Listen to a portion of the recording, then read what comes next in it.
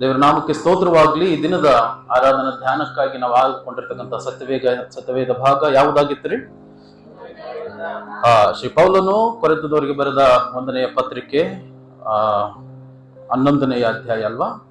11ನೆಯ ಅಧ್ಯಾಯ ಮತ್ತು ವಚನ 23ರಿಂದ 34ರವರೆಗೆ ಇದರಲ್ಲಿರ್ತಕ್ಕಂಥ ವಾಕ್ಯಗಳು ನಮ್ಮೆಲ್ಲರಿಗೂ ಬಹಳ ಚಿರಪರಿಚಿತವಾಗಿರ್ತಕ್ಕಂಥವು. ಅನೇಕ ಸಾರಿ ನಾವು ಕರ್ತನ ಪವಿತ್ರ ಸಂಸ್ಕಾರ ಕೂಟದಲ್ಲಿ ಭಾಗಿಯಾದಾಗೆಲ್ಲ ಇವುಗಳನ್ನು ನಾವು ಓದಿದ್ದೇವೆ. ಆದರೆ ಈ ದಿನ ಈ ವಾಕ್ಯದಲ್ಲಿ ಇರ್ತಕ್ಕಂತಹ ಕೆಲ ಮುಖ್ಯವಾದ ಅಂಶಗಳನ್ನು ನಾನು ನಿಮ್ಮ ಮುಂದೆ ಪ್ರಸ್ತಾಪಪಡಿಸಲು ಬಯಸ್ತೇನೆ ಪ್ರಿಯರೇ. ಹಾಗಾಗಿ ಗಮನವಿಟ್ಟು ನೀವು ಆಲಿಸುವುದಾದರೆ ದೇವರಾತ್ಮನು ಈ ದಿನ ನಿಮ್ಮೊಂದಿಗೆ ವಿಶೇಷವಾದ ರೀತಿಯಲ್ಲಿ ಮಾತನಾಡುವನೆಂಬುದಾಗಿ ನಾನು ನೆನೆಸ್ತೇನೆ. ಗಮನಿಸಿ ಪ್ರಿಯರೇ, ಈ ವಾಕ್ಯದಲ್ಲಿ 24ನೇ ವಚನದಲ್ಲಿ ಹಾಗೂ 25ನೇ ವಚನದಲ್ಲಿ ಬರೆದಿರುವುದನ್ನು ನಾವು ನೋಡುತ್ತೇವೆ. ಏನ್ ಬರೆದಿದೆ 24, 25ನೇ ವಚನದಲ್ಲಿ ಎಂಬುದಾಗಿ ನಾವು ನೋಡುವಾಗ ಅಲ್ಲಿ ವಾಕ್ಯ ಬರೆಯಲ್ಪಟ್ಟಿದೆ, ನನ್ನನ್ನು ನೆನೆಸಿಕೊಳ್ಳುವುದಕ್ಕೋಸ್ಕರ ಹೀಗೆ ಮಾಡಿರಿ.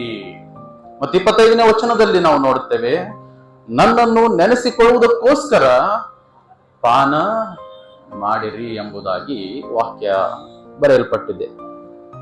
ಒಂದು ರೀತಿಯಲ್ಲಿ ಕ್ರಿಸ್ತನು ನಮಗೆ ಆಜ್ಞೆ ಮಾಡುತ್ತಿದ್ದಾನೆ, ಸ್ವಾಮಿಯವರು ನಮಗೆ ಆಜ್ಞೆ ಮಾಡುತ್ತಿದ್ದಾರೆ, do this, it's an order ಎಂಬುದಾಗಿ.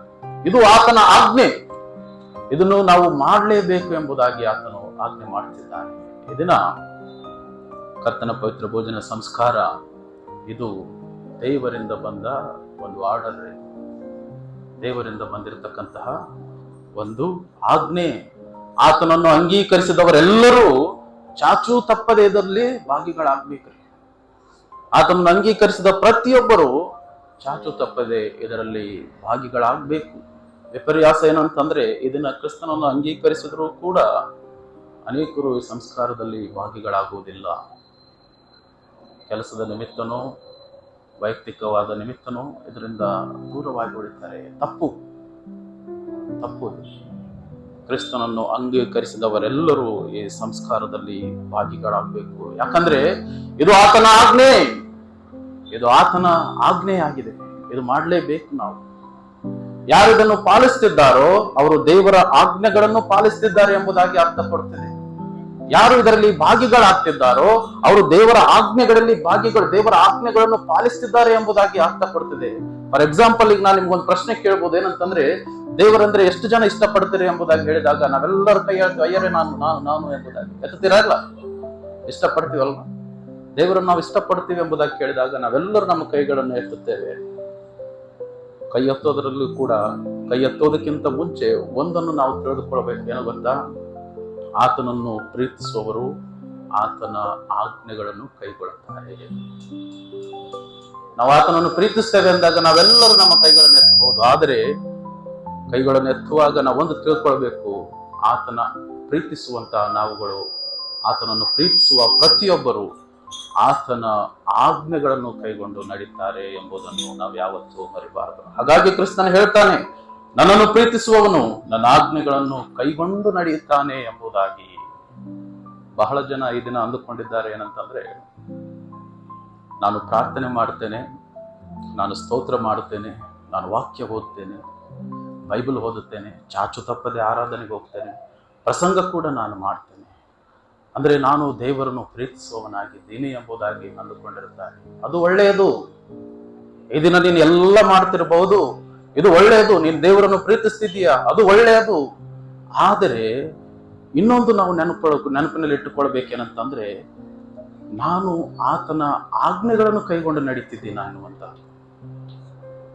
ಆಜ್ಞೆಗಳು ಕೈಗೊಂಡು ನಡೀತಿದ್ದೀನ. ಇವತ್ತು ಪ್ರಸಂಗ ಒಬ್ಬ ಸುಳ್ಳು ಬೋಧಕನು ಮಾಡ್ತಾನೆ, ಒಬ್ಬ ಅಲ್ಪ ವಿಶ್ವಾಸಿ ಕೂಡ ಪ್ರಸಂಗ ಮಾಡ್ತಾನೆ, ಒಬ್ಬ ಕಳ್ಳನು ಕೂಡ ಪ್ರಾರ್ಥನೆ ಮಾಡ್ತಿದ್ದಾನೆ. ಅದೆಲ್ಲ ಮುಖ್ಯ. ಅದಕ್ಕಿಂತ ಮುಖ್ಯವಾದದ್ದೇನಂತಂದ್ರೆ, ನೀನು ಆತನ ಆಜ್ಞೆಗಳನ್ನು ಕೈಗೊಂಡು ನಡೀತಿದ್ದೀಯಾ ಎನ್ನುವಂತಹದ್ದು.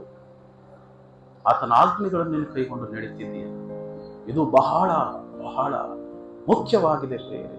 ಯಾರು ಆತನ ಆಜ್ಞೆಗಳನ್ನು ಕೈಗೊಂಡು ನಡೆಯುತ್ತಾನೋ ಅವನು ಬಹಳ ಶ್ರೇಷ್ಠ. ಅವನು ನಿಜವಾದ ಕ್ರಿಸ್ತನನ್ನು ಹಿಂಬಾಲಿಸುವಂತಹ ವ್ಯಕ್ತಿ. ಅವನೇ ನಿಜವಾದ ನಿಜವಾಗಿಯೂ ಕ್ರಿಸ್ತನನ್ನು ಹಿಂಬಾಲಿಸುವಂತಹ ವ್ಯಕ್ತಿ. ಈ ದಿನ ನೀನು ಪ್ರಾರ್ಥನೆ ಮಾಡ್ತಿದ್ದೀಯ, ಈ ದಿನ ನೀನು ಪ್ರಸಂಗ ಮಾಡ್ತಿದ್ದೀಯ, ಈ ದಿನ ನೀನು ವರ್ಷಿಪ್ ಮಾಡ್ತಿದ್ದೀಯ, ಈ ದಿನ ನೀನು ಏನೆಲ್ಲ ನೀನು ಭಕ್ತಿ ಕಾರ್ಯಗಳನ್ನು ಮಾಡ್ತಿದ್ದೀಯ, ಯಾವತ್ತಾದರೂ ನಿನ್ನ ಶತ್ರುವನ್ನು ಪ್ರೀತಿ ಮಾಡಿದೆಯಾ? ಇದು ಆಜ್ಞೆ, ಆತನ ಆಜ್ಞೆ. ನೀನೆಲ್ಲ ಮಾಡ್ತಿದೀಯಾ, ಇದನ್ನು ಮಾಡಿದೀಯ ನೀನು. ನಿನ್ನ ಶತ್ರುವನ್ನು ನಿನ್ನಂತೆ ನೀನು ಪ್ರೀತಿಸಿದೀಯ. ಒಂದು ಸಲ ನಾವು ಯೋಚನೆ ಮಾಡಬೇಕಾಗಿದೆ. ಆತನು ಅಪರಾಧಗಳನ್ನು ಒಬ್ಬರನ್ನೊಬ್ಬರು ಕ್ಷಮಿಸಿರಿ ಎಂಬುದಾಗಿ ಹೇಳ್ತಾನೆ. ಕ್ಷಮಿಸುವುದರಲ್ಲಿ ಬಹಳ ಜನ ನಾವಿಂದು ಉಳಿದಿದ್ದೀವಿ.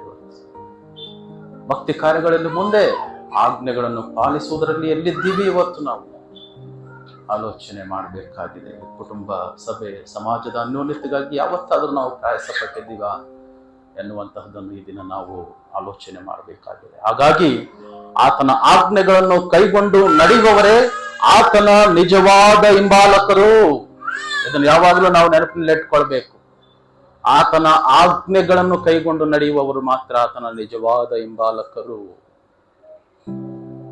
ಈ ದಿನ ನಾವು ಈ ವಾಕ್ಯದಲ್ಲಿ ನೋಡ್ತಿದ್ದೇವೆ ಏನಂತಂದ್ರೆ, ಕ್ರಿಸ್ತನು ನಮಗೆ ಒಂದು ಆಜ್ಞೆ ಮಾಡಿದ್ದಾನೆ. ನನ್ನನ್ನು ನೆನೆಸಿಕೊಳ್ಳಲು ಹೀಗೆ ಮಾಡಿರಿ, ನನ್ನನ್ನು ನೆನಪಿಸಿಕೊಳ್ಳಲು ಪಾನ ಮಾಡಿರಿ ಎಂಬುದಾಗಿ ಆತನು ನಮಗೆ ಇದನ್ನು ಮಾಡಿರಿ ಎಂಬುದಾಗಿ ಆಜ್ಞೆ ಮಾಡಿದ್ದಾನಂದ್ರೆ ದರ್ ಇಸ್ ನೋ ಆಪ್ಷನ್. ಅಲ್ಲಿ ಎಸ್ಕೇಪ್ ಆಗುವಂತ ಚಾನ್ಸೇ ಇಲ್ಲ. ಅದನ್ನು ಖಂಡಿತವಾಗಿ ನಾವು ಪಾಲಿಸಲೇಬೇಕು. ಸೊ ಹಾಗಾಗಿ ಈ ದಿನ ನಾನು ಓದಲಾದ ಈ ವಾಕ್ಯವನ್ನು ಆಧಾರವಾಗಿಟ್ಟುಕೊಂಡು ಈ ಕರ್ತನ ಪವಿತ್ರ ಭೋಜನ ಸಂಸ್ಕಾರದ ಕುರಿತಾದ ಕೆಲ ವಿಷಯಗಳನ್ನು ನಿಮ್ಮೊಂದಿಗೆ ನಾನು ಹಂಚಿಕೊಳ್ಳಲು ಬಯಸ್ತೇನೆ. ಆ ಕೆಲ ವಿಷಯಗಳು ಬಹಳ ಪ್ರಾಮುಖ್ಯತೆ ಹೊಂದಿದೆ ಎಂಬುದಾಗಿ ನಾನು ನೆನೆಸ್ತೇನೆ. ಕರ್ತನ ಪವಿತ್ರ ಭೋಜನ ಸಂಸ್ಕಾರ ಯಾಕೆ ತೆಗೆದುಕೊಳ್ಬೇಕು, ನಾವು ಯಾಕೆ ಪಾಲನೆ ಮಾಡಬೇಕು, 3 ವಿಷಯ ಈ ದಿನ ನಾನು ನಿಮ್ಮೊಂದಿಗೆ ಹೇಳ್ತೇನೆ. ಈ 3 ವಿಷಯಗಳನ್ನು ಚೆನ್ನಾಗಿ ಕೇಳುವುದಾದ್ರೆ ನಿಮ್ಗೆ ಅರ್ಥವಾಗ್ತದೆ. ಹೋಲಿ ಕಮ್ಯುನಿಯನ್ ಇದೆಯಲ್ಲ, ಇದರ ಹಿಂದೆ ಇಂಡೈರೆಕ್ಟ್ ಆಗಿ ಕೆಲ ವಿಷಯಗಳು ದೇವರು ನಮಗೆ ತಿಳಿಪಡಿಸ್ತಿದ್ದಾನೆ. ಕಮ್ಯುನಿಯನ್ ಮೂಲಕ, ಈ ಒಂದು ಕರ್ತನ ಪವಿತ್ರ ಸಂಸ್ಕಾರದ ಮೂಲಕವಾಗಿ ದೇವರು ನಮಗೆ ಇಂಡೈರೆಕ್ಟ್ ಆಗಿ ಕೆಲ ವಿಷಯಗಳನ್ನು ನಮಗೆ ತಿಳಿಯಪಡಿಸ್ತಾ ಇದ್ದಾನೆ. ಮೊದಲನೇ ವಿಷಯ ಏನಿದು ಹೋಲಿ ಕಮ್ಯುನಿಯನ್? ಮೊದಲನೇದಾಗಿ ನಾವು ನೋಡ್ತೇವೆ, the Lord supper is an expression. ಏನ್ರಿ? The Lord supper is an expression ಅಂದ್ರೆ ಕರ್ತನ ಪವಿತ್ರ ಭೋಜನ ಸಂಸ್ಕಾರ ಏನಿದೆ ಅಂದ್ರೆ ಇದೊಂದು ವ್ಯಕ್ತಪಡಿಸುವಿಕೆ ಆಗಿದೆ. ಕನ್ನಡ ಭಾಷೆಯಲ್ಲಿ ನಾವು ಅನೇಕ ನಾನಾ ವಿಧವಾದ ಪದಗಳನ್ನು ನಾವು ನೋಡಬಹುದು. ವ್ಯಕ್ತಪಡಿಸುವಿಕೆ, ಅಭಿವ್ಯಕ್ತಪಡಿಸುವಿಕೆ ಮತ್ತು ಕೈಗೊಳ್ಳುವಿಕೆ ಎಂಬುದಾಗಿ ನಾನಾ ಅರ್ಥಗಳು ಕೊಡುತ್ತದೆ ಎಕ್ಸ್ಪ್ರೆಷನ್ ಎಂಬುದಾಗಿ. Lord supper is an expression. ಬಹಳ ಅರ್ಥಗಳು ಕನ್ನಡ ಭಾಷೆಯಲ್ಲಿ ಕೊಡುತ್ತದೆ ಎಕ್ಸ್ಪ್ರೆಷನ್, ವ್ಯಕ್ತಪಡಿಸುವಿಕೆ. ಹಾಗಾದ್ರೆ ಏನು ವ್ಯಕ್ತಪಡಿಸ್ತಿದೆ ಕರ್ತನ ಭೋಜನ ಸಂಸ್ಕಾರ? 24-25ನೇ ಅಧ್ಯಾಯದಲ್ಲಿ ಕ್ರಿಸ್ತನು ಹೇಳಿದ ಆಜ್ಞೆಯನ್ನು ನಾವು ಪಾಲಿಸ್ತಿದ್ದೇವೆ ಎಂಬುದನ್ನು ಇದು ವ್ಯಕ್ತಪಡಿಸ್ತಾ ಇದೆ. ನಾವು ಪಾಲಿಸ್ತಾ ಇದ್ದೇವೆ. ಒಂದು ಬಾರಿ ಈ ವಾಕ್ಯ ನಾವು ಓದಿ ತಿಳಿಯೋಣ. 24ನೇ ವಚನ ಓದಿ ಯಾರಾದರೂ. ಇದು ನಿಮಗೋಸ್ಕರವಾಗಿರುವ ನನ್ನ ದೇಹ, ನನ್ನನ್ನು ನೆನೆಸಿಕೊಳ್ಳುವುದಕ್ಕೋಸ್ಕರ ಹೀಗೆ ಮಾಡಿರಿ. ಇದು ನಿನಗೋಸ್ಕರವಾಗಿರುವ ನನ್ನ ದೇಹ, ನನ್ನನ್ನು ನೆನೆಸಿಕೊಳ್ಳುವುದಕ್ಕೋಸ್ಕರ ಹೀಗೆ ಮಾಡಿರಿ. ಯಾಕೆ ನನ್ನನ್ನು ನೆನೆಸಿಕೊಳ್ಳಲು ಹೀಗೆ ಮಾಡಿರಿ ಅಂತಿದ್ದಾನಂತಂದ್ರೆ, ನನ್ನನ್ನು ಜ್ಞಾಪಕ ಮಾಡಿಕೊಳ್ಳಲು ಎಂಬುದಾಗಿ ವಾಕ್ಯದಲ್ಲಿ ಹೇಳ್ತಿದ್ದಾನೆ. ಅಂದ್ರೆ ಯಾವ ರೀತಿಯಾಗಿ ಆತನು ನಿನಗಾಗಿ ಲೋಕಕ್ಕೆ ಬಂದನು, ಯಾವ ರೀತಿಯಾಗಿ ಆತನ ಅವಮಾನ ಹೊಂದಿದನು, ಯಾವ ರೀತಿಯಾಗಿ ಕೊರಡೆಗಳಿಂದ ಹೊಡೆಸಿಕೊಂಡನು, ಯಾವ ರೀತಿಯಾಗಿ ಶಿಲುಬೆಯಲ್ಲಿ ನನಗಾಗಿ ನಿನಗಾಗಿ ನನ್ನ ಸ್ಥಾನವನ್ನು ತಾನು ತೆಗೆದುಕೊಂಡು ಬಲಿಯಾದನು, ಅದನ್ನು ಜ್ಞಾಪಕ ಮಾಡಿಕೊಳ್ಳಲು ಇದನ್ನು ಪಾನ ಮಾಡಿರಿ ಎಂಬುದಾಗಿ ಹೇಳ್ತಿದ್ದಾನೆ. ಅದನ್ನು ಜ್ಞಾಪಕ ಮಾಡಿಕೊಳ್ಳಲು ಇದನ್ನು ಮಾಡಿರಿ ಎಂಬುದಾಗಿ ಹೇಳ್ತಾ ಇದ್ದಾನೆ. ಹಾಗಾದ್ರೆ ಇದರಲ್ಲಿ ನಾವೇನು ಎಕ್ಸ್ಪ್ರೆಸ್ ಮಾಡ್ತಿದ್ದೀವಿ? ನಾವೇನು ಇದರಲ್ಲಿ ವ್ಯಕ್ತಪಡಿಸ್ತಾ ಇದ್ದೀವಿ ಗೊತ್ತಾ? ದೇವಾ, ನೀನು ಮಾಡಿದ ಆ ಘನ ಕಾರ್ಯಗಳನ್ನು, ನೀನು ಹೇಳಿಕೊಟ್ಟ ಈ ಸಂಸ್ಕಾರವನ್ನು ತೆಗೆದುಕೊಳ್ಳುವುದರ ಮೂಲಕ ನಾನು ನಿನ್ನನ್ನು ಜ್ಞಾಪಕ ಮಾಡಿಕೊಳ್ಳುತ್ತಾ ಇದ್ದೇನೆ ಎಂಬುದಾಗಿ ನಾವು ವ್ಯಕ್ತಪಡಿಸ್ತಾ ಇದ್ದೀವಿ. ಇವತ್ತು ನೀನು ಹೇಳಿಕೊಟ್ಟಿರ್ತಕ್ಕಂತಹ ಈ ಒಂದು ಕಾರ್ಯವನ್ನು, ನಿನ್ನ ಶ್ರಮ ಮರಣವನ್ನು ನೆನಪು ಮಾಡುವುದರ ಮೂಲಕ ನಾವು ವ್ಯಕ್ತಪಡಿಸ್ತಾ ಇದ್ದೇವೆ ಎಂಬುದಾಗಿ ಹೇಳ್ತಾ ಇದ್ದೀವಿ. ಅಂದ್ರೆ ಈ ಕಮ್ಯುನಿಯನ್ ಇದೆಯಲ್ಲ, ಇದರಿಂದ ನಾವು ಕ್ರಿಸ್ತನ ಶಿಲುಬೆ ಕಾರ್ಯಗಳನ್ನು ಜ್ಞಾಪಕ ಮಾಡಿಕೊಳ್ಳುತ್ತಾ ಇದ್ದೀವಿ ಪ್ರಿಯರೇ. ಇದನ್ನು ಈ ಕರ್ತನ ಪವಿತ್ರ ಭೋಜನ ಸಂಸ್ಕಾರದಲ್ಲಿ ನಾವು ಅದನ್ನು ವ್ಯಕ್ತಪಡಿಸ್ತಾ ಇದ್ದೇವೆ. ನಾನು ಪಾಲಿಸ್ತಾ ಇದ್ದೀನಿ ತಂದೆಯೇ ಎಂಬುದಾಗಿ ಎಕ್ಸ್ಪ್ರೆಸ್ ಮಾಡ್ತಾ ಇದ್ದೀವಿ. ಜ್ಞಾಪಕ ಮಾಡಿಕೊಡ್ರಿ ಎಂಬುದಾಗಿ ಕ್ರಿಸ್ತನು ಹೇಳ್ತಾರೆ.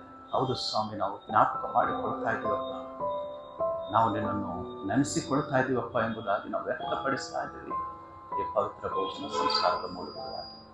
ಇದನ್ನು ಇನ್ನೂ ಈಸಿಯಾಗಿ ನಿಮಗೆ ಅರ್ಥ ಮಾಡಿಸ್ತೀನಿ ಕೇಳಿ.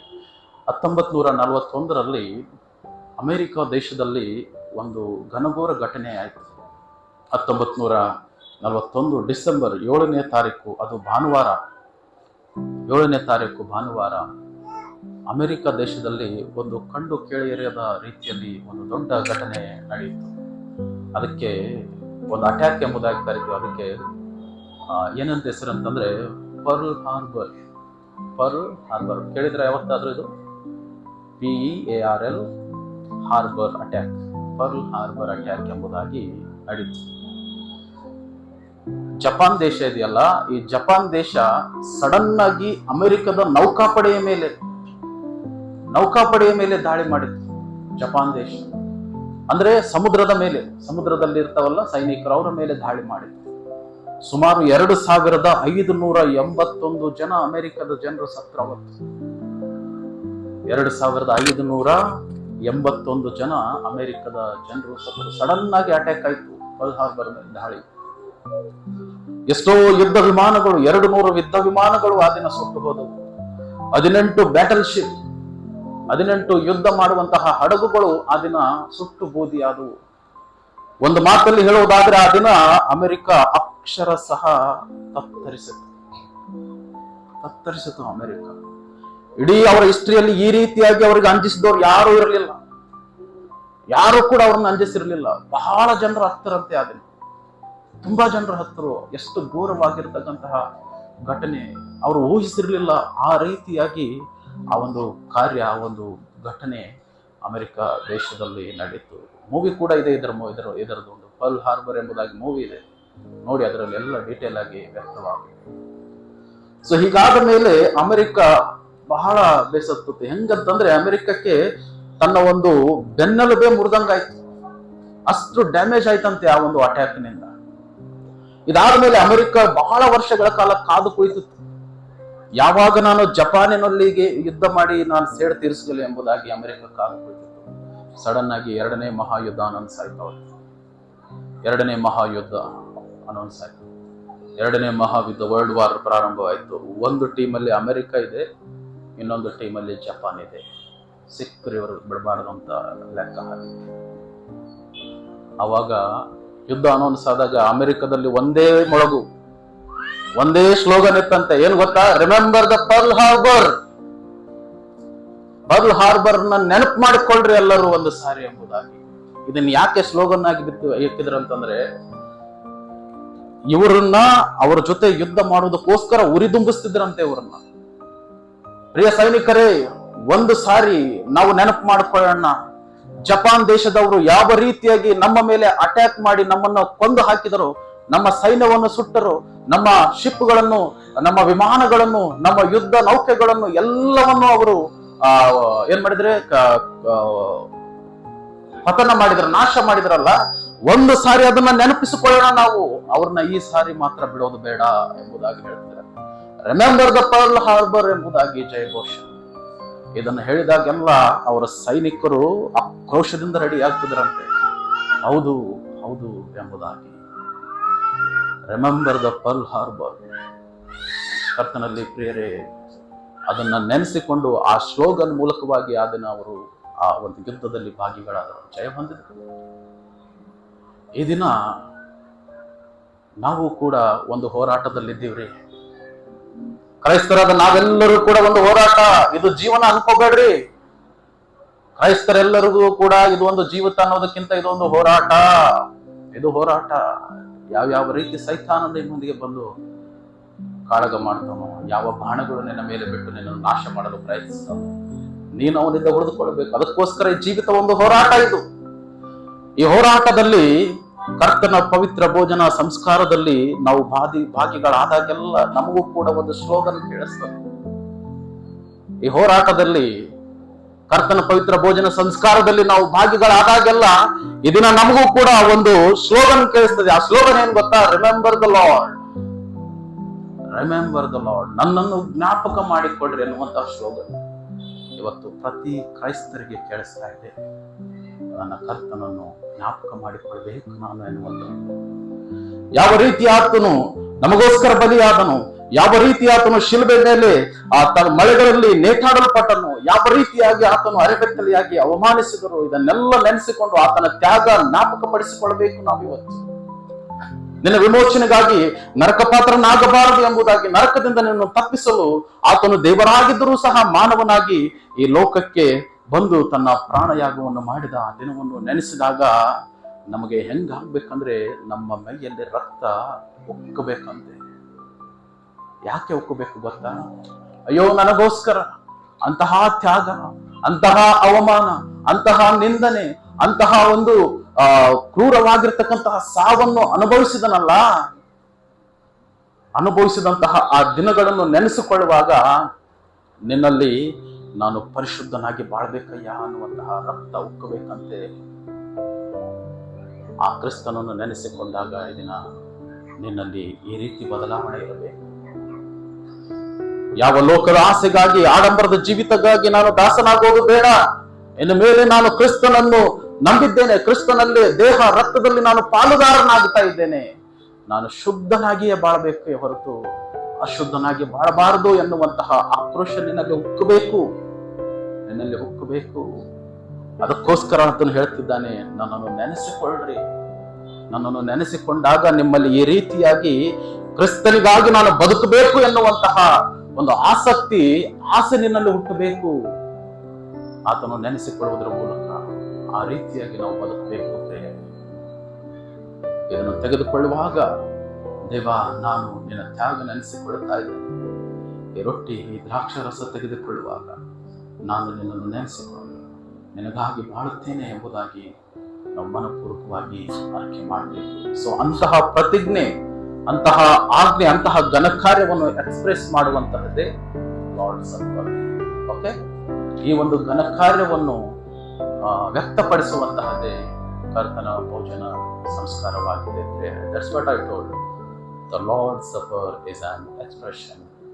ಆತನ ಆಜ್ಞೆಗಳನ್ನು ನಾನು ಪಾಲಿಸ್ತಿದ್ದೇನೆ ಎಂಬುದಾಗಿ ಈ ಕರ್ತನ ಪವಿತ್ರ ಭೋಜನದಲ್ಲಿ ನಾವು ವ್ಯಕ್ತಪಡಿಸ್ತಾ ಇದ್ದೀವಿ ಕ್ರಿಸ್ತನಿಗೂ ಲೋಕಕ್ಕೂ.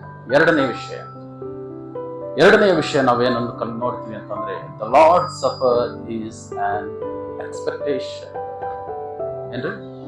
The Lord supper is an expectation. Expectation ಅಂದ್ರೆ ನಿರೀಕ್ಷೆ. ಓಕೆ, ಕರ್ತನ ಪವಿತ್ರ ಭೋಜನ ಸಂಸ್ಕಾರ ನಮಗೊಂದು ನಿರೀಕ್ಷೆಯಾಗಿದೆ ರೀ, ನಮಗೊಂದು ನಿರೀಕ್ಷೆಯಾಗಿದೆ. 11ನೇ ಅಧ್ಯಾಯ 26ನೇ ವಚನ ನಾವು ಓದುವಾಗ ಅಲ್ಲಿ ಬರೆಯಲ್ಪಟ್ಟಿದೆ, ನೀವು ಈ ರೊಟ್ಟಿಯನ್ನು ತಿಂದು ಈ ಪಾತ್ರೆಯಲ್ಲಿ ಪಾನ ಮಾಡುವಷ್ಟು ಸಾರಿ ಕರ್ತನ ಮರಣವನ್ನು ಆತನು ಬರುವ ತನಕ ಪ್ರಸಿದ್ಧಿಪಡಿಸಿರಿ ಎಂಬುದಾಗಿ ಬರೆಯಲ್ಪಟ್ಟಿದೆ. ಇದೇ ನಮಗೆ ನಿರೀಕ್ಷೆಯಾಗಿದೆ ಪ್ರಿಯರೇ. ಆತನು ಬರುವ ತನಕ, ಆತನು ಬರುತ್ತಾನೆ ಎಂಬ ನಿರೀಕ್ಷೆ ಈ ಒಂದು ಭೋಜನ ಸಂಸ್ಕಾರ ನಮಗೆ ತಿಳಿಯಪಡಿಸ್ತಾ ಇದೆ. ಆತನು ಬರುತ್ತಾನೆ ಎನ್ನುವಂತಹ ನಿರೀಕ್ಷೆ ಈ ವಾಕ್ಯ ನಮಗೆ ಹುಟ್ಟಿಸ್ತಾ ಇದೆ. ಆತನು ಬರುವ ತನಕ ನಾವು ಇದನ್ನು ಪಾಲಿಸಬೇಕು. ಇದನ್ನು ಪಾಲಿಸುವಾಗ ನಮಗೆ ಯಾವಾಗಲೂ ನಿರೀಕ್ಷೆ ಇರಬೇಕು ಪ್ರಿಯರೇ. ಏನಂದ್ರೆ, ಆತನು ಬರುತ್ತಾನೆ ಎನ್ನುವಂತಹ ನಿರೀಕ್ಷೆ ನಮ್ಮಲ್ಲಿರಬೇಕು.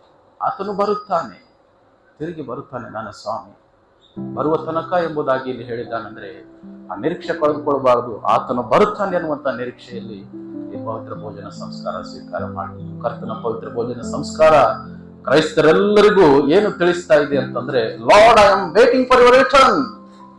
ದೇವ, ನಿನ್ನ ಬರುವಿಕೆಗಾಗಿ ನಾನು ಕಾಯ್ತಾ ಇದ್ದೇನೆ ಎಂಬುದಾಗಿ ಈ ಪವಿತ್ರ ಭೋಜನ ಸಂಸ್ಕಾರ ನಮ್ಗೆ ಇಂಡೈರೆಕ್ಟ್ ಆಗಿ ತಿಳಿಯಪಡಿಸ್ತಾ ಇದೆ. ನಿರೀಕ್ಷೆಯಾಗಿದೆ ಪ್ರೇರೆ. ಆತನಲ್ಲಿ ನಿರೀಕ್ಷೆ ಇಡುವಂತಹ ರೀತಿಯಲ್ಲಿ ನಮ್ಮನ್ನು ಪ್ರೇರೇಪಿಸ್ತಾ ಇದೆ. ಈ ಜೂಯಿಶ್ ಕಮ್ಯುನಿಟಿಯಲ್ಲಿ ಒಂದು ಕಲ್ಚರ್ ಇದೆ. ಜೂಯಿಶ್ ಕಮ್ಯುನಿಟಿ ಬಗ್ಗೆ ಯಾವತ್ತಾದ್ರೂ ಬೈಬಲ್ ಕ್ಲಾಸ್ ಅಧ್ಯಾಯದಲ್ಲಿ ಏನಾದರೂ ಹೇಳಿದ್ದೀನ? ಜೂಯಿಶ್ ಟ್ರೆಡಿಷನ್ ಬಗ್ಗೆ? ಓಕೆ, ಸೊ ಕೇಳಿ. ಈ ಜೂಯಿಶ್ ಯಹೂದ್ಯರ ಒಂದು ಕಲ್ಚರ್ ಅಲ್ಲಿ ಒಂದು ನಡವಳಿಕೆ ಇದೆ, ಅವ್ರದ್ದು ಒಂದು ಕಲ್ಚರ್ ಇದೆ, ಅವ್ರ ಜನಾಂಗದಲ್ಲಿ ಒಂದು ಕಲ್ಚರ್ ಇದೆ. ಏನ್ ಗೊತ್ತಾ, ಏನಂತಂದ್ರೆ ಯಾವುದೇ ಒಂದು ಹುಡುಗ ಒಂದು ಹುಡುಗಿ ಎಂಗೇಜ್ಮೆಂಟ್ ಆಯ್ತು ಅಂತ ಅನ್ಕೊಳ್ಳಿ. ಒಂದು ಹುಡುಗ ಒಂದು ಹುಡುಗಿ ನಿಶ್ಚಿತಾರ್ಥವಾದ ಕೂಡಲೇ ಆ ಹುಡುಗಿ ಏನಾಗ್ಬೇಕಂತೆ, ಆ ಹುಡುಗಿ ಏನ್ ಮಾಡ್ಬೇಕಂತಂದ್ರೆ ಮದುವೆ ಆಗೋವರೆಗೂ ಕೂಡ ದ್ರಾಕ್ಷಾರಸ ಕುಡಿಬೇಕು. ಏನು ಅಂದ್ರೆ ದಿನ ಮುಂಜಾನೆ ಸಾಯಂಕಾಲ ಅದೇ ಅಲ್ಲ, ಅದಕ್ಕೊಂದು ಸಮಯ ಇರ್ತದೆ. ಮದುವೆ ಆಗೋವರೆಗೂ, ಎಂಗೇಜ್ಮೆಂಟ್ ಆದ್ಮೇಲೆ ಮದುವೆ ಆಗೋವರೆಗೂ ಕೂಡ ಹುಡುಗಿ ಮಾತ್ರ, ಎಂಗೇಜ್ಮೆಂಟ್ ಆದ್ಮೇಲೆ ಹುಡುಗಿ ಮಾತ್ರ, ಜೂಯಿಶ್ ಯಹೂದಿಗಳ ಒಂದು ಜನಾಂಗದಲ್ಲಿ ಮದುವೆ ಆದ್ಮೇಲೆ ನಿಶ್ಚಿತಾರ್ಥವಾದ ಮೇಲೆ ಮದುವೆ ಆಗೋವರೆಗೂ ಗ್ಯಾಪ್ ಇರ್ತೈತಲ್ಲ, ಆ ಗ್ಯಾಪ್ಗಳಲ್ಲಿ ನಿಶ್ಚಿತಾರ್ಥವಾಗಿರ್ತಕ್ಕಂತಹ ಹೆಣ್ಮಗಳು ಏನಂತಂದ್ರೆ ದ್ರಾಕ್ಷಾರಸ ಕುಡಿತಾ ಇರ್ಬೇಕು. ಓಕೆ, ಹುಡುಗ ಕುಡಿಯುವುದಿಲ್ಲ. ಇದನ್ನು ಚಾಚು ತಪ್ಪದೆ ಆ ಮಹಿಳೆ ಪಾಲಿಸ್ಬೇಕು, ಚಾಚು ತಪ್ಪದೆ. ಯಾಕಂದ್ರೆ ಅದು ಅವರ ಒಂದು ನಡವಳಿಕೆ, ಚಾಚು ತಪ್ಪದೆ ಆಕೆ ಪಾಲಿಸ್ಬೇಕಂತೆ. ಓನ್ಲಿ ಹುಡುಗಿ ಮಾತ್ರ. ಯಾವಾಗ ಅವ್ರಿಬ್ಬರು ಸೇರಿ ಕುಡಿತಾರಂತ ಗೊತ್ತಾ, ಮದುವೆ ದಿನ ಕುಡಿತಾರಂತೆ. ಹುಡುಗ ಮತ್ತು ಹುಡುಗಿ ಇಬ್ಬರು ಯಾವಾಗ ಇಷ್ಟು ದಿವಸ ಹುಡುಗಿ ಕುಡಿತಿದ್ದಳು, ಈಗ ಇಬ್ಬರು ಸೇರಿ ಕುಡಿಬೇಕನ್ನುವಂತ ಸಂದರ್ಭ ಯಾವ್ದಂದ್ರೆ ಅದು ಮದುವೆ ಆದಾಗ, ಮದುವೆಯ ದಿನದಲ್ಲಿ ಅವ್ರೇನ್ ಮಾಡ್ತಿದಾರೆ ಅಂತಂದ್ರೆ ಇಬ್ಬರು ಸೇರಿ ದ್ರಾಕ್ಷಾರಸ ಕುಡಿತಾರೆ. ಇದು ಅವರ ಒಂದು ಕಲ್ಚರ್. ಓಕೆ, ಇದನ್ನೇ ಇವತ್ತಿನ ದಿವಸಗಳಲ್ಲಿ ಕ್ರೈಸ್ತರು ಮದುವೆಯಲ್ಲಿ ಆಡ್ ಮಾಡಿದ್ದಾರೆ ಗೊತ್ತಾ. ಎಷ್ಟೋ ಮದುವೆಗಳಲ್ಲಿ ದ್ರಾಕ್ಷಾರಸ ಇರ್ತದೆ. ಇವತ್ತು ಹೋಗಿದ್ರಾ ಅಂತ ಮದುವೆಗಳಿಗೆ? ಬಹಳ ಜನ ದ್ರಾಕ್ಷಾರಸ ಕೊಡ್ತಾರೆ, ವೈನು ಕಮ್ಮಿ ಅಲ್ಲೆಲ್ಲ ಕೊಡ್ತಾ ಇರ್ತಾರೆ. ಇದು ಅವರಿಂದ ಬಂದಿರತಕ್ಕಂತಹದ್ದು. ಓಕೆ, ಸೊ ಇದು ಅವರ ಒಂದು ಟ್ರೆಡಿಷನ್. ಇದನ್ನ ಏನ್ ಮಾಡ್ತಿದ್ರು ಅಂತಂದ್ರೆ ಅವರು ಆ ರೀತಿಯಾಗಿ ತೆಗೆದುಕೊಳ್ತಾ ಇದ್ರು. ಹುಡುಗ ಮದುವೆ ದಿನ ಹುಡುಗ ಹುಡುಗಿ ಕುಡಿತಿದ್ರು, ನಿಶ್ಚಿತಾರ್ಥಕ್ಕಿಂತ ಮುಂಚೆ, ನಿಶ್ಚಿತಾರ್ಥವಾದ ನಂತರ ಹುಡುಗಿ ಒಬ್ಬಾಕಿನೇ ಕುಡಿತಾ ಇದ್ರು. ಸೊ ಈಗ ನನ್ನ ಒಂದು ಪ್ರಶ್ನೆ ಏನಂತಂದ್ರೆ, ಇದನ್ನ ಕ್ರಿಸ್ತನಿಗೂ ನಮಗೂ ಅಂದ್ರೆ ಸಭೆಗೂ ಮದುವೆ ಆಗಿದೆಯಾ, ನಿಶ್ಚಿತಾರ್ಥವಾಗಿದೆಯಾ? ಮದುವೆ ಆಗಿದೆಯಾ? ಕ್ರಿಸ್ತನಿಗೂ ಸಭೆಗೂ ಮದುವೆ ಆಗಿದೆಯಾ, ನಿಶ್ಚಯವಾಗಿದೆಯಾ? ರಿಚಾರ್ಜ್ ಏನಾಗಿದೆ? ಕಮಾನ್, ಇದು ಬೇಸಿಕ್ ರೇಟ್. ಏನಾಗಿದೆ? ನಿಶ್ಚಯವಾಗಿದೆ. ಮೊದಲಿಂದನೂ ಬರುವಂತ ಯಾಕೆ ಆಡ್ತೀರಿ ಪದ ನೀವು? ಇನ್ನು ಬಂದಿಲ್ಲ, ಅದಕ್ಕೆ ಆಡ್ತಿದ್ದೀರಿ. ರೈಟ್? ಸಿ, ಕ್ರಿಸ್ತನಿಗೂ ಸಭೆಗೂ ಏನಾಗಿದೆ? ನಿಶ್ಚಯವಾಗಿದೆ ಇವಾಗ. ಓಕೆ, ಮದುವೆ ಯಾವಾಗ? ನಿಶ್ಚಯ ಯಾವಾಗಿದೆ? ಆತನ ಮೊದಲ ಬರೋಣದಲ್ಲಿ. ಆತನ ಮೊದಲನೆಯ ಬರೋಣದಲ್ಲಿ ಕ್ರಿಸ್ತನಿಗೂ ಸಭೆಗೂ ನಿಶ್ಚಯವಾಗಿದೆ. ಹಾಗಾದ್ರೆ ಮದುವೆ ಯಾವಾಗ? ಎರಡನೇ ಬರೋಣದಲ್ಲಿ. ಈಗ ನಿಶ್ಚಯವಾಗಿದೆಯು ತಾನೆ? ಆತನು ಬರುವವರೆಗೂ ನಾವು ದ್ರಾಕ್ಷಾರಸ ಕುಡಿಬೇಕು. Got my point? ಅರ್ಥವಾಯ್ತಾ? ಅರ್ಥವಾಗಿದೆಯಾ? ಈಗ ನಾವು ಆತನೊಂದಿಗೆ ನಿಶ್ಚಯವಾಗಿದ್ದೇವೆ. ಅದಕ್ಕೋಸ್ಕರ ನಾವು ಆತನು ಬರುವವರೆಗೂ, ಆತನು ತಿರುಗಿ ಬರುವವರೆಗೂ ನಾವು ಈ ದ್ರಾಕ್ಷಾರಸದಲ್ಲಿ ಪಾಲುದಾರರಾಗಬೇಕು. ಆಮೆನ್. ಎಸ್, ಆತನೊಂದಿಗೆ ನಿಶ್ಚಯವಾದ ಪ್ರತಿ ಸಭೆಗಳೆಲ್ಲ, ಆತನೊಂದಿಗೆ ನಿಶ್ಚಯವಾದ ಪ್ರತಿ ವಿಶ್ವಾಸಿಗಳೆಲ್ಲ ಆತನು ತಿರುಗಿ ಬರುತ್ತಾನೆ ಎಂಬ ನಿರೀಕ್ಷೆಯನ್ನು ಈ ಕರ್ತನ ಪವಿತ್ರ ಭೋಜನ ಸಂಸ್ಕಾರ ನಮಗೆ ತಿಳಿಯಪಡಿಸ್ತಾ ಇದೆ ಪ್ರಿಯರೇ. ಹಾಗಾಗಿ ಇದರಲ್ಲಿ ನಾವು ಪಾನ ಮಾಡುವಾಗಲೆಲ್ಲ ನನ್ನ ಕ್ರಿಸ್ತನು ತಿರುಗಿ ಬರುತ್ತಾನೆ, ನನ್ನ ಸ್ವಾಮಿ ತಿರುಗಿ ಬರುತ್ತಾನೆ, ಮಹಿಮನೇಸು ಬರುತ್ತಾನೆ, ಮೊದಲಿಂದಲೂ ಬರುತ್ತಾನೆ ಎನ್ನುವಂತಹ ನಿರೀಕ್ಷೆಯಲ್ಲಿ ನಾವು ಇದರಲ್ಲಿ ಭಾಗ್ಯಗಳಾಗಬೇಕು. ಆಮೆನ್. ಎಸ್, ಕರ್ತನ ಪವಿತ್ರ ಭೋಜನ ಸಂಸ್ಕಾರ ನಮಗೇನಾಗಿದೆ ಅಂತಂದ್ರೆ ನಿರೀಕ್ಷೆಯನ್ನು ತಂದು ಕೊಡ್ತೀವಿ, ನಿರೀಕ್ಷೆಯನ್ನು ತಂದು ಕೊಡ್ತೀವಿ. Okay, number 2 is over. Number 3, ಮೂರನೇ point, the Lord supper is an examination. ಏನ್ರಿ? Lord supper is an examination ಅಂದ್ರೆ ಕರ್ತನ ಪವಿತ್ರ ಭೋಜನ ಸಂಸ್ಕಾರ ನಮ್ಮನ್ನು ಏನ್ ಮಾಡ್ತಿದೆ ಅಂದ್ರೆ ಪರೀಕ್ಷಿಸಿಕೊಳ್ಳುವಂತೆ ಮಾಡ್ತಿದೆ. ವಾಕ್ಯ ಓದಿದ್ರೆ ಅಂದ್ರೆ ಅದರನ್ನೇ ಹೇಳಿದ್ರೆ, ನಾನು ಅದ್ರ ಬಿಟ್ಟು ಬೇರೆ ಎಲ್ಲಿ ಹೋಗಿಲ್ಲ. ನೀವು ವಾಕ್ಯ ನೋಡ್ತಿದ್ರೆ ನಿಮ್ಗೆ ಅರ್ಥ ಆಗ್ತದೆ.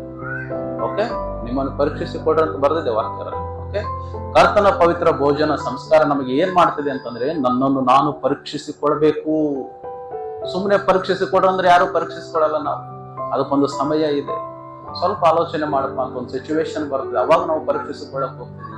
ಸೊ ಅಂತ ಸಂದರ್ಭ ತಂದು ಕೊಡ್ತಿದೆ ಕರ್ತನ ಪವಿತ್ರ ಭೋಜನ ಸಂಸ್ಕಾರ. ಈ ದಿನ ನಮಗೆ ನಮ್ಮನ್ನು ನಾವು ಪರೀಕ್ಷಿಸಿಕೊಳ್ಳುವಂತಹ ರೀತಿಯ ಸಂದರ್ಭ ತಂದು ಕೊಡ್ತಾ ಇದೆ. 27ರಿಂದ 30 ವಚನಗಳಲ್ಲಿ ನಾವು ಓದುವಾಗ ಬಹಳ ಅಲ್ಲಿ ವಚನಗಳು ಸ್ಪಷ್ಟವಾಗಿ ಬರೆಯಲ್ಪಟ್ಟಿದೆ. ಆದ್ರೆ ಅದರಲ್ಲಿ 28ನೇ ವಚನ ಮಾತ್ರ ನಾನು ನಿಮ್ಮ ಮುಂದೆ ಓದಲು ಬಯಸ್ತೇನೆ. ಏನಂತ ಬರ್ದಿದೆ ಅಂತಂದ್ರೆ, ಪ್ರತಿ ಮನುಷ್ಯನು ತನ್ನನ್ನು ಪರೀಕ್ಷಿಸಿಕೊಂಡವನಾಗಿ ಈ ರೊಟ್ಟಿಯಲ್ಲಿ ತಕ್ಕೊಂಡು ತಿನ್ನಲಿ, ಆ ಪಾತ್ರೆಯಲ್ಲಿ ಕುಡಿಯಲಿ ಎಂಬುದಾಗಿ ವಾಕ್ಯ ಹೇಳ್ತಾ ಇದೆ. ಈ ಪವಿತ್ರ ಮೇಜಿನಲ್ಲಿ ಪರೀಕ್ಷೆ ಮಾಡಿಕೊಳ್ಳ್ರಿ ಎಂಬುದಾಗಿ ತಿಳಿಸ್ತಿದೆ ಈ ವಾಕ್ಯ. ಈ ಪವಿತ್ರ ಮೇಜಿನಲ್ಲಿ ನೀವು ಭಾಗಿಗಳಾಗುವಾಗ ನಿಮ್ಮನ್ನು ನೀವು ಒಂದು ಸಾರಿ ಪರೀಕ್ಷೆ ಮಾಡಿಕೊಳ್ಳ್ರಿ ಎಂಬುದಾಗಿ ತಿಳಿಸ್ತಾರೆ. ಕೊರಿಂಥ ಸಭೆ ಕರ್ತನ ಪವಿತ್ರ ಭೋಜನ ಸಂಸ್ಕಾರದ ವಿಷಯದಲ್ಲಿ ಬಹಳ ತಾತ್ಸಾರ ಮನೋಭಾವ ಹೊಂದಿದ್ರು. ಬಹಳ ತಾತ್ಸಾರ ಮನೋಭಾವ, ಬಹಳ ಈಸಿಯಾಗಿ ತಿಳ್ಕೊಂಡಿದ್ರು ಅವರು ಕರ್ತನ ಪವಿತ್ರ ಭೋಜನ ಸಂಸ್ಕಾರ. ಅಯ್ಯೋ, ಅವರು ಬರ್ತಾರೆ, ಪ್ರಾರ್ಥನೆ ಮಾಡ್ತಾರೆ, ರೊಟ್ಟಿ ಕೊಡ್ತಾರೆ, ಅದು ತಿಂತೀವಿ, ದ್ರಾಕ್ಷಾರಸ ಕೊಡ್ತಾರೆ, ಅದನ್ನು ಕುಡಿತೀವಿ. ಒಂದು ಸಾಧಾರಣವಾದ ರೀತಿಯಲ್ಲಿ ಅವರಿದ್ರು. ಮನಸ್ಸುಗಳು ಸರಿಲಿಲ್ಲ. ಕೊರಿಂಥ ಸಭೆಯಲ್ಲಿ ತಾರತಮ್ಯ ಇತ್ತು, ತಾತ್ಸಾರ ಮನೋಭಾವ ಇತ್ತು, ಹೊಂದಾಣಿಕೆ ಅವರಲ್ಲಿ ಇರಲಿಲ್ಲ, ಪ್ರೀತಿ ಇರಲಿಲ್ಲ, ಕ್ಷಮಿಸುವಂತ ಮನೋಭಾವ ಇರಲಿಲ್ಲ, ಅನ್ಯೋನ್ಯತೆ ಅನ್ನುವಂಥದ್ದು ಅವರಲ್ಲಿ ಇರಲಿಲ್ಲ. ಇಷ್ಟೆಲ್ಲ ಇರದೇ ಇದ್ರು ಸಹ ಅವರು ಕರ್ತನ ಪವಿತ್ರ ಭೋಜನದಲ್ಲಿ ಬಹಳ ಭಾಗ್ಯಗಳಾಗ್ತಿದ್ರು. ಇದು ತಪ್ಪು ಎಂಬುದಾಗಿ ಹೇಳ್ತಿದ್ದಾನೆ ಪೌಲನು. ತಪ್ಪು ನೀವು ಮಾಡ್ತಿರು, ಶುದ್ಧ ತಪ್ಪು.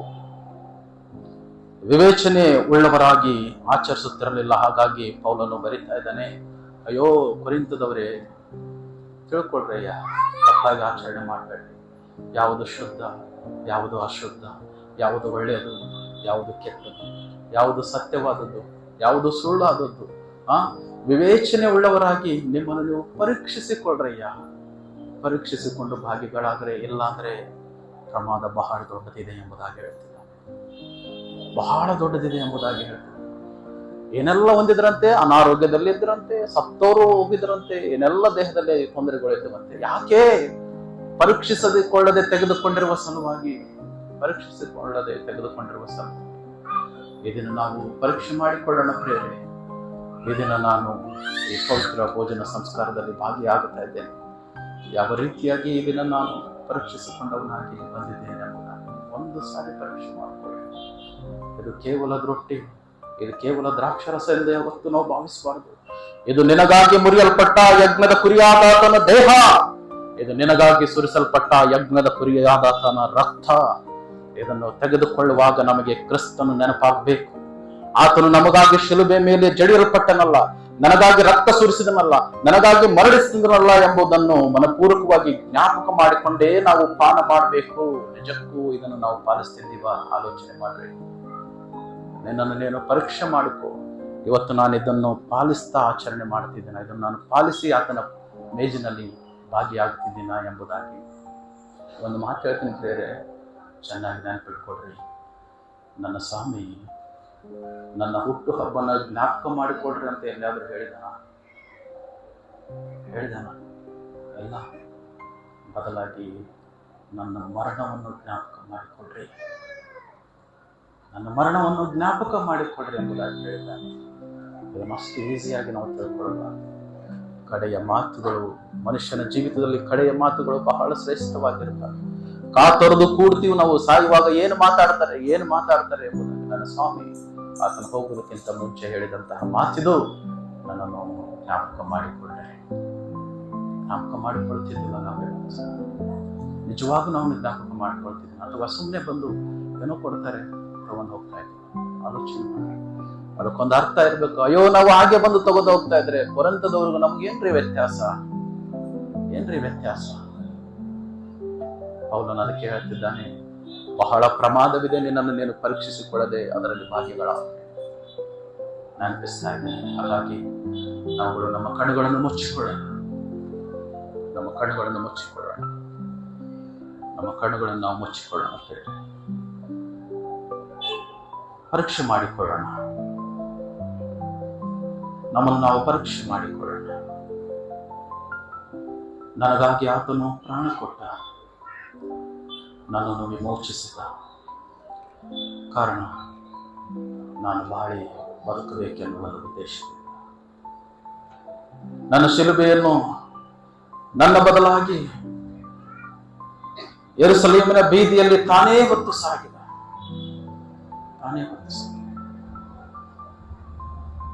ರಾಜನಾಗಿ ಮೆರವಣಿಗೆ ಹೋಗಬೇಕಾದ ನನ್ನ ಈ ದಿನ ಅವಮಾನದಿಂದ ನನಗಾಗಿ ಆತನು ಯೆರೂಸಲೇಮಿನ ಬೀದಿಯಲ್ಲಿ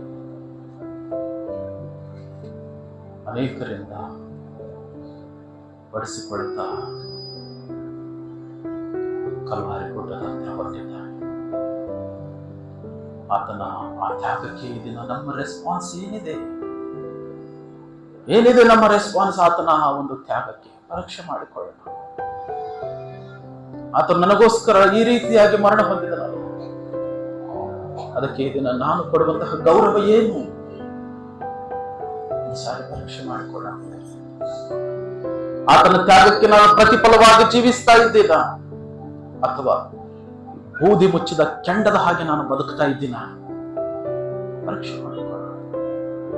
ಆತನ ಆ ತ್ಯಾಗಕ್ಕೆ ನಾನು ಪ್ರತಿಫಲವಾಗಿ ಜೀವಿಸ್ತಾ ಇದ್ದೀನ, ಅಥವಾ ಸುಣ್ಣ ಹಚ್ಚಿದ ಸಮಾಧಿಯ ಹಾಗೆ ನಾನು ಬದುಕ್ತಾ ಇದ್ದೀನ? ಮೇಲ್ನೋಟಕ್ಕೆ ಚೆನ್ನಾಗಿ ಕಾಣ್ತಾ ಇದ್ದೀನಿ, ಒಳಗಡೆ ಕಲ್ಮಶ ಇಟ್ಟುಕೊಂಡು ಬಾಳ್ತಾ ಇದ್ದೀನಿ ಎಂಬುದ ಪರೀಕ್ಷೆ ಮಾಡಿಕೊಳ್ಳೋಣ. ಅನೇಕರು ಈ ದಿನ ನಾವುಗಳು ಅಯೋಗ್ಯರಾಗಿ, ಸುಳ್ಳಾಡುವವರಾಗಿ, ಮೋಸ ಪ್ರಮಾಣ ಮಾಡುವವರಾಗಿ ಮಾಡ್ತಾ ಇದ್ದೀವಿ. ಪರೀಕ್ಷೆ ಮಾಡಿಕೊಳ್ಳೋಣ. ನಾನು ಯಾವ ರೀತಿಯಾಗಿ ಬಾಳ್ತಾ ಇದ್ದೇನೆ ಎಂಬುದಾಗಿ ಒಂದು ಬಾರಿ ನಮ್ಮನ್ನು ನಾವು ಪರೀಕ್ಷೆ ಮಾಡಿಕೊಳ್ಳುವ.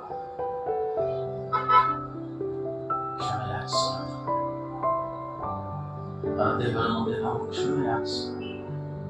ಅಯ್ಯೋ, ನನ್ನ ದೇವರು ಬಂದ ಪಾಪಿ, ದೂರ ತಳ್ಳುವ, ತಪ್ಪಿ ಹೋದ ಮಗನನ್ನು ತಂದೆ ನಮ್ಮನ್ನು ಕ್ಷಮಿಸುವಾತನಾಗಿದ್ದಾನೆ, ನಮ್ಮನ್ನು ಕನಿಕರಿಸುವಾತನೂ ಆಗಿದ್ದಾನೆ.